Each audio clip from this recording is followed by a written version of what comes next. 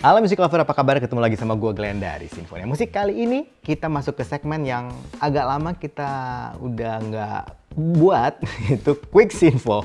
Ya, ini segmen Quick Sinfo. Oke, hari ini kita akan bahas tentang pembagian dari FR atau frekuensi respon, atau mungkin bahasa Indonesianya rentang frekuensi. Nah, sebenarnya rentang frekuensi itu pembagiannya gimana sih? Dan berpengaruh terhadap apa aja? Nah, itu yang akan kita bahas Music Lover. Nah, Music Lover, sebenarnya frekuensi respon itu cukup berpengaruh sama tonal, timbre, atau warna suara dari suatu setup.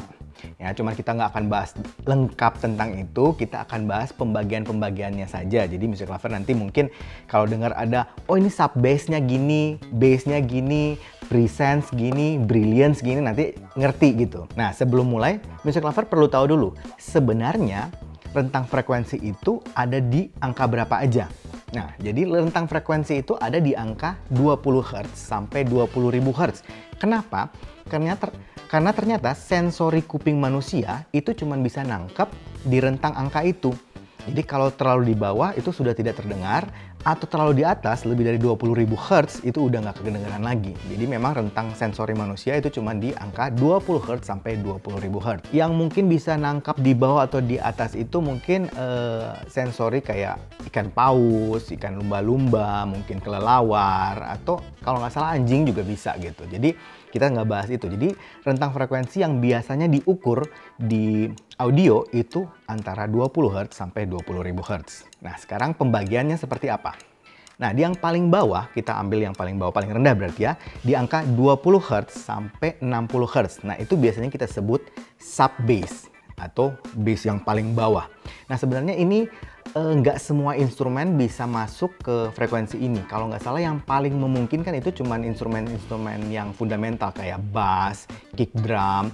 Bass juga kalau nggak salah cuman bisa bass elektrik sampai ke mungkin 40-an lah, 41 Hz gitu. Jadi yang ke angka 20 itu jarang sekali. Nah, biasanya sub bass itu yang kita dengarkan itu cuman rumble-nya, jadi efek bunyinya. Ya kalau misalnya Music Lover dengerin pakai speaker gede, itu mungkin energinya, itu yang bisa ngegeterin badan gitu. Ya kadang-kadang bunyinya udah nggak kedengaran, tapi energinya, karena kan itu ada energi pasti, karena bunyi kan itu dibentuk dari energi, adanya gerakan dari membran drivernya. Nah, untuk sub bass juga, itu biasanya kalau volumenya atau gainnya rendah, itu kita agak susah nangkepnya. Biasanya kalau kita mau dapat rumble-nya atau sub bass itu, biasanya volumenya kita akan naikkan. Nah, untuk rentang selanjutnya adalah rentang bass atau bass. Nah, biasanya ada di angka 60 Hz sampai 250 Hz. Biasanya instrumen-instrumen modern ini bekerja bahkan cuma di angka di 90 Hz sampai di 200 Hz saja. Nah, biasanya kalau Music Lover dengar bunyi-bunyi yang katanya bumi, nah itu biasanya di rentang ini. Selanjutnya adalah rentang yang namanya mid-low. Nah, mid-low ini ada di angka 250 Hz sampai 500 Hz. Ya, jadi ini bukan mid tapi agak di bawah, mid-low ya. Nah, biasanya kalau ada boost di frekuensi ini itu kecenderungan vokal akan kerasa agak tebal. Rentang frekuensi selanjutnya adalah mid atau mid section biasanya kita sebutnya. Nah, ini ada di angka 500 Hz sampai 2000 Hz atau 2K, 2 kHz. Di rentang frekuensi ini sebenarnya sangat mudah kita dengarkan karena memang sensori manusia itu kan gini.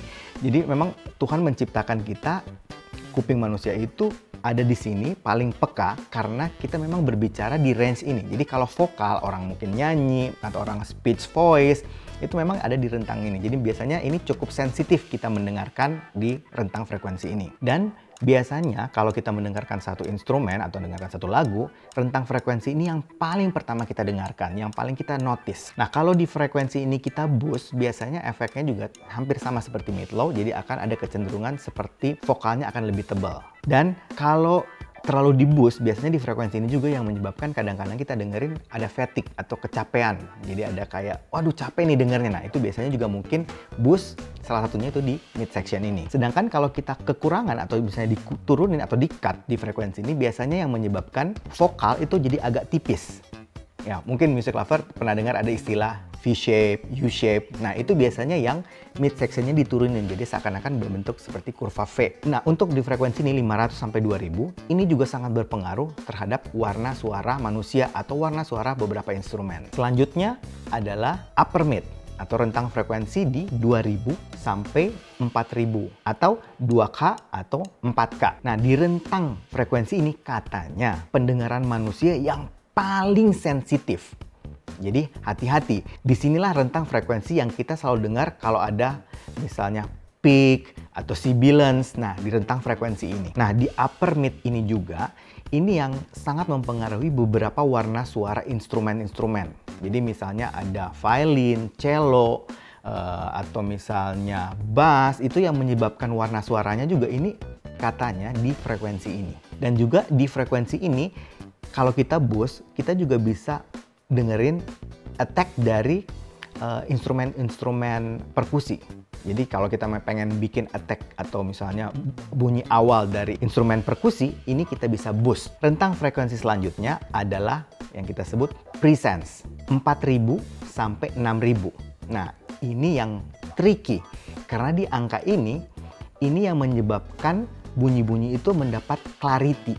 Jadi biasanya kalau kita ngeboost di rentang frekuensi ini, kerasanya setup kita atau audio kita itu biasanya terdengar clarity yang lebih baik. Untuk misalnya music lover yang sering mendengarkan suara-suara yang oh ini pedes, ini bikin sibilance, capek dengarnya. Nah, ini juga berpengaruh ternyata. Jadi kalau frekuensi ini terlalu di boost, kita akan ada kecenderungan ngerasa setup itu jadi pedes. Jadi hati-hati juga untuk di frekuensi ini, di frekuensi yang namanya presence atau 4000 sampai 6000. Memang kalau kita boost jadi clarity-nya dapat gitu, tapi kadang-kadang itu kerasanya ada efek-efek pedas. Dan terakhir, rentang frekuensi yang ini adalah yang namanya brilliance atau biasanya kita sebut high atau upper high kadang-kadang kita sebut.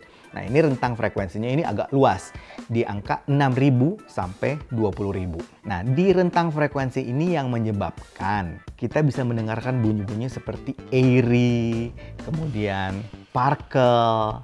Nah, tapi juga kita bisa mendengarkan kayak bunyi-bunyi hiss atau fatigue, itu biasanya juga di frekuensi ini. Tapi uniknya music lover, kalau kita mau dapat efek misalnya hi-fi, jadi seakan-akan kayak clear gitu, detail bagus, ternyata itu ada kecenderungan di boost di angka 12 kilo. Ternyata angka 12 kilo atau 12.000 itu yang membuat bunyi-bunyi jadi kayak kesannya seperti hi-fi. Rentang frekuensi ini juga sudah dimulai adanya harmonik. Harmonik itu jadi gini, setiap bunyi yang kita keluarkan itu biasanya ada bunyi lagi di atasnya yang mungkin jauh lebih tinggi di atasnya. Nah, itu yang biasanya disebut harmonik. Nah, di rentang frekuensi ini mulai terdengar ada harmonik. Nah, harmonik ini juga ternyata yang menyebabkan warna suara atau karakter suara dari tiap instrumen atau manusia. Misalnya, biasanya kalau kita ngukur frekuensi suara begitu, tuning misalnya. Jadi misalnya ada orang yang bernyanyi dengan menggunakan nada yang sama, misalnya nada A ya, dengan rentang frekuensi 440 misalnya. Si orang yang satu dengan orang yang selanjutnya beda ya, ada warna suara, ada yang agak kesannya kayak agak berat tapi nadanya sama gitu, ada yang agak lebih terang bunyinya. Nah, itu ternyata yang menyebabkan adalah harmonik. Itu juga yang menyebabkan misalnya ada bunyi biola sama-sama membunyikan nada yang sama tapi karakternya berbeda. Harmonik itu yang menyebabkan warna suara seperti itu.